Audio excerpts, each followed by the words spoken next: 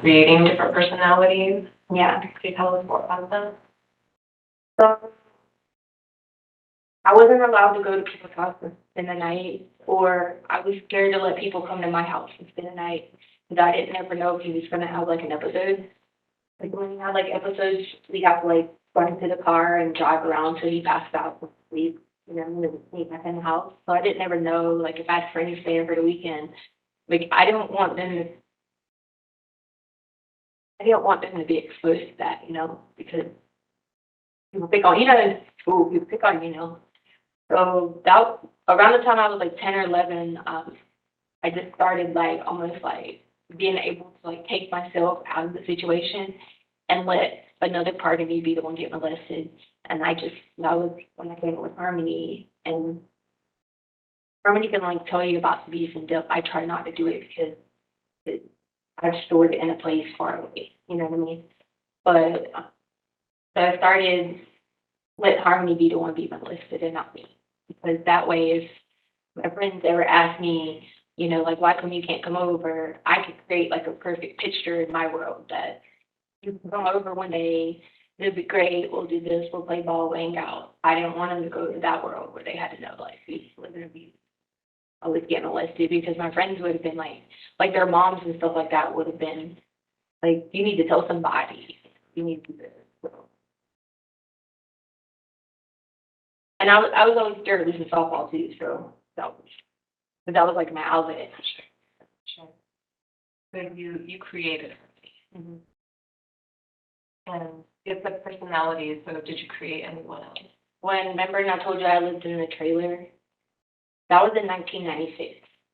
That was during the Olympics. The U.S. women's gymnastics team that won a gold medal. And that I played another personality doing that. That's Christina Brigana, and she's friends with like Harry Strub,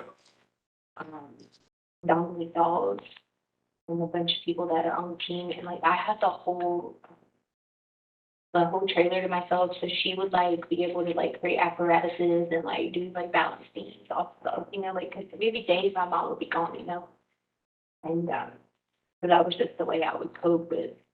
No, and not knowing if my mom was ever going to take us back there. Because I knew she would. Every time she said she was never going back, we'd go back. So that helped me do that year. Because I had to stay really good in school. You know what I mean? Because my plan was like to get out one day, do really good, which I did end up doing really good in school. I have a doctorate degree. But like, if it wasn't for being able to use those different, I guess you could call it like personas or whatever.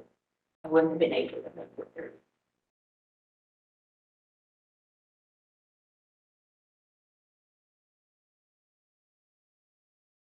We have Harmony. Christina was the other one. That was from when I was little. As I got older, there was more. There's Letecia, and there's Taylor, and there's Maria. She's protector. I don't sometimes like if you look at like a lot of my different social medias, they have different names.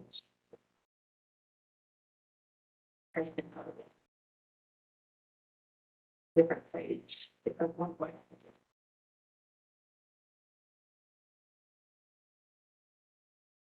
You could always tell if she was going to play softball because, like, if I was in Letecia, like Letecia, I'm ambidextrous, so I could hit left-handed and left-handed, and like sometimes people wouldn't understand when I go to the plate, and they'd be like, "Hey, you need to hit left-handed, and you need to like," because there'd be like a run if like baseball. If there's like a run in second and third, they're like, "You need to hit left-handed," but if I was in that personality, I couldn't hit left-handed.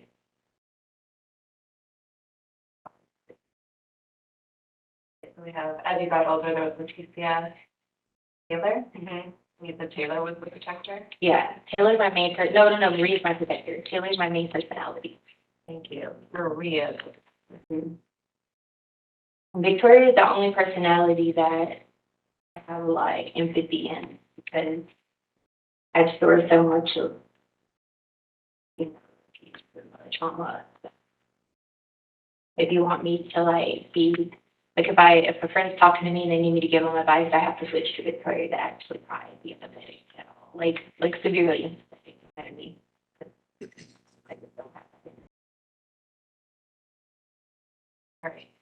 Taylor's the main personality. Maria's the protector. Victoria is the one who has the most empathy and kindness. And then Letecia, she's bipolar.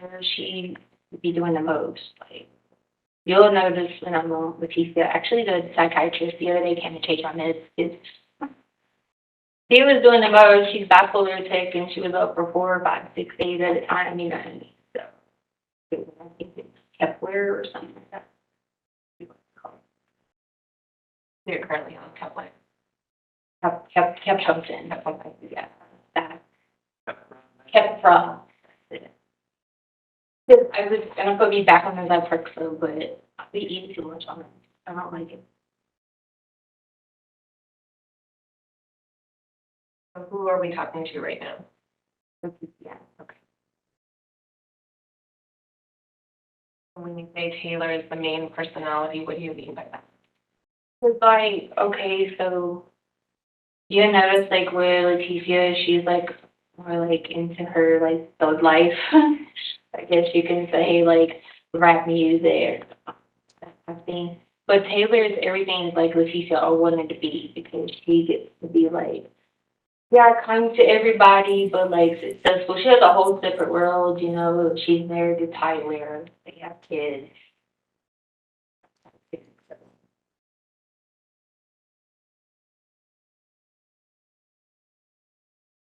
This is everything that Taylor wanted to be, and Letecia is married to Tyler. No.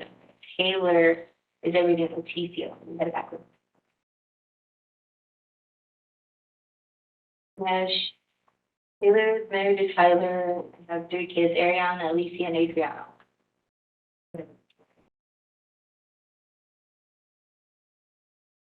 Yes.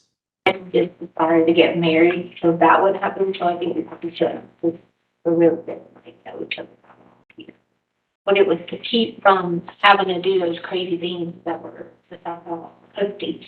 We wanted to make sure whatever we did never hurt anything to do with children. So it was good on that, but then early in our marriage, Albert goes to Oklahoma. He's away at Oklahoma, he's away in Colorado Springs for training. And I'm taking care of the kids on his weekends to make sure he didn't lose his weekend. So I would have the kids on his weekend, but he would be in Oklahoma and he'd be in Colorado Springs. So like a lot of our marriage, I'd say 85% of it, we never even lived together. We never lived together until Colorado, August. Like officially lived together.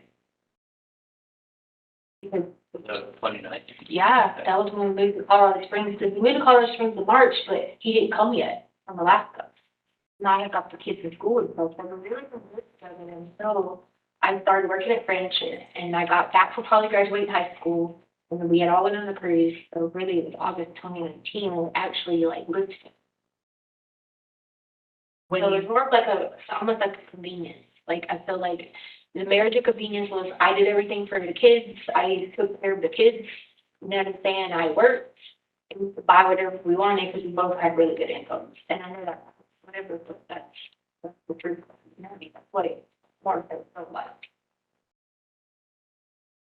When you started dating Albert, were you still living in North Carolina? So this was South Carolina. You're living in South Carolina. I was living in South Carolina for South Carolina.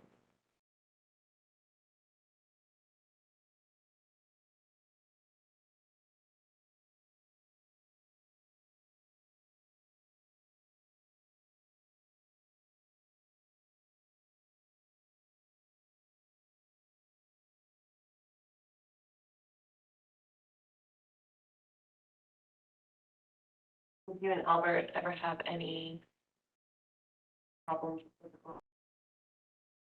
No, like, okay, so Albert's mom is a nurse practitioner for a psychiatrist. A lot of extensive experience in psychiatry. They would constantly tell Albert, I needed to be on medication or I need to be doing this throughout our whole marriage. You know what I mean? So that would cause a lot of problems. Like even if you look at the report that she wrote to police before I got arrested, she talks about, you know, in there about, you know, 1 minute I'm this way, 1 minute I'm that way. You know what I mean? So like basically was married to him and her. You know what I'm saying? So it wasn't necessarily a lot of physical. There was not, you know, any physical abuse. It was a lot of emotional abuse. He's a narcissist, so, he's the victim and everything, and he took advantage of my mental, sometimes I way my mental status would be, and like, go to his mom about it, and they'd all try to, like, tell me I need to be on this meds, or I need help for this, or I'm crazy, So it was more so, mental and emotional. There was never any physical up until the end. When we got custody of the kids, he thought I was in cahoots with him, which I guess you can kind of say I was.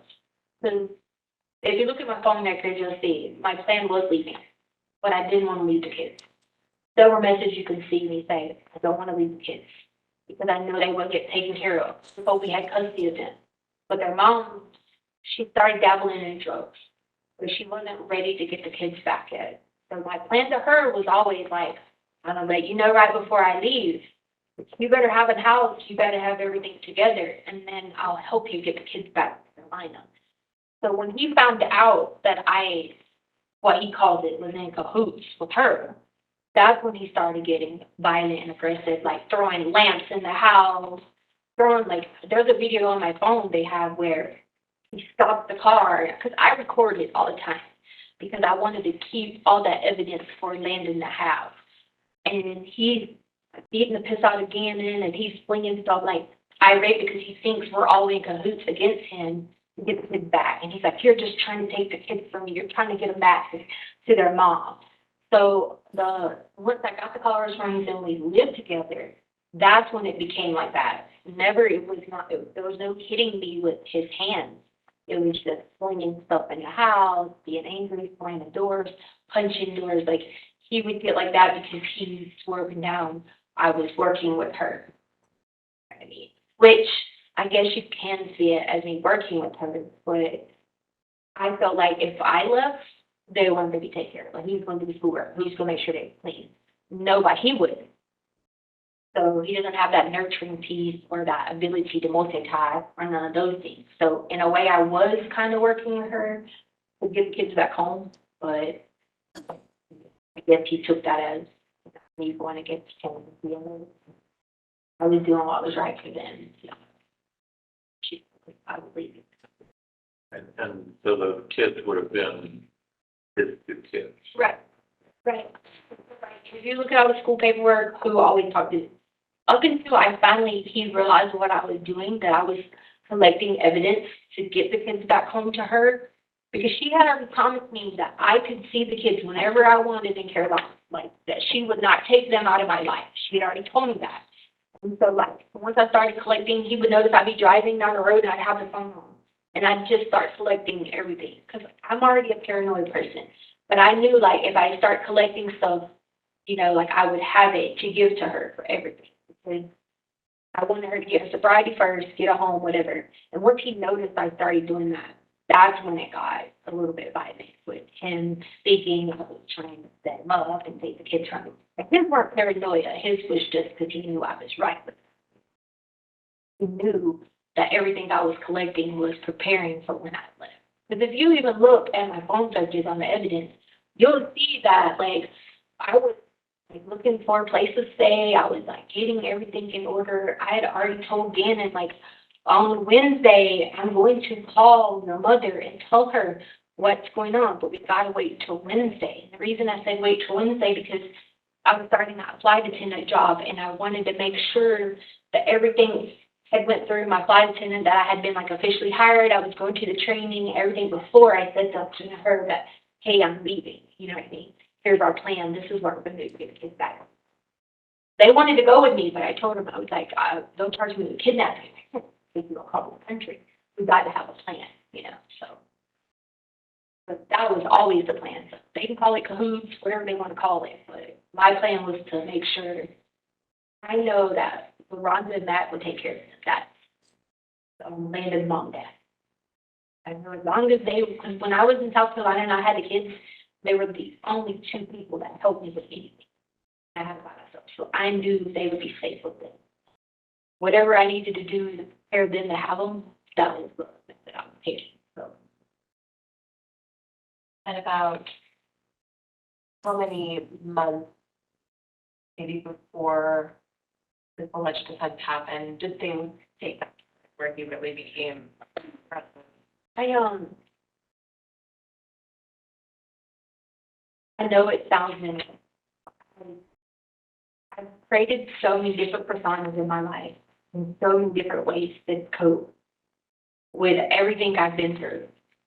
The sunlight is one of them. Like being in somewhere warm, being somewhere where I can use those coping skills to help me when I have a flashback, you know, when I wake up from a nightmare, so I tried to talk to him about it. And I said, hey, Colorado and me just don't, you know, like it's causing me to get worse mentally. I was having more of my manic episodes. I was just like having more episodes where I forget and lost the time. And a lot of it was because I didn't have those coping skills. Like you can't play softball here in Colorado. You know what I mean? Not during the months that I'm used to playing back home. And so, you know, all these skills I built over time were taken from me in Colorado. So when I got here officially in August, it was weird because I had to do outside duty work too. For teaching, you know, to have like outside duty, stuff like that. I was freezing in September, you know, and I was like, I wanted to do something else or let me go be a flight attendant where I could do warm sometimes. And I'll set my schedule where I'll be with the kids a few days a week and I'll be a flight attendant a few days a week. Because I knew mentally I needed that outlet because I'd used it all my life. That's when he took offense to it of like, if you're going to be a flight attendant, there's nobody going to be here to watch the kids. And I was like, I'll be here on these days, but these days I want. So that was around September, October of 2019. Because I had applied for a flight attendant job and I was supposed to start it the next year because they have like a waiting list or whatever. That's when it got like that when he saw that I was actually going to be leaving, I'll be gone part-time. He can't operate without having someone do everything. So that's